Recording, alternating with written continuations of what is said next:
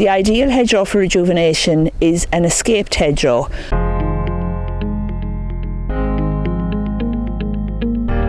One which has grown up and got thin at the base, but there are still approximately one stem every metre or so. Eoin Donnelly from the Hedge Laying Association of Ireland is showing here how to lay a hedge correctly.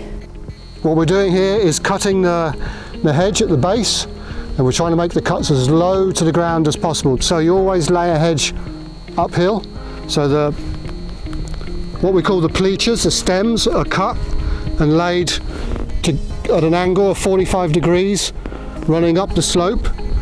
This is to get a better transpiration of moisture, so the sap rises and the hedge remains living. When you've got it down, sometimes you've got pieces that stick up. You can make cuts in the hedge higher up to flex the hedge into the shape you want, and then they're woven in.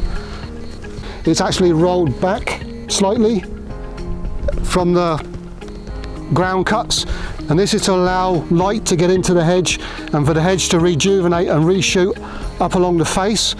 So you want to expose these cuts to the sunlight to get maximum regeneration.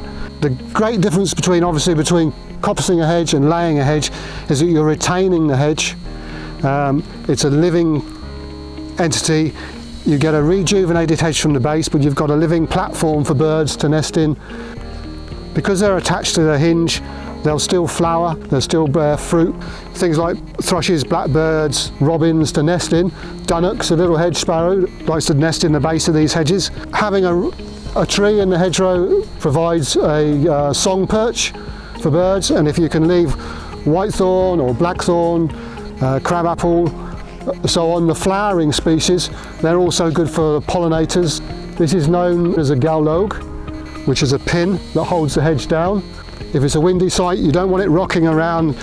It's a skill and an art to do it, but it's the best thing you can do to a hedge.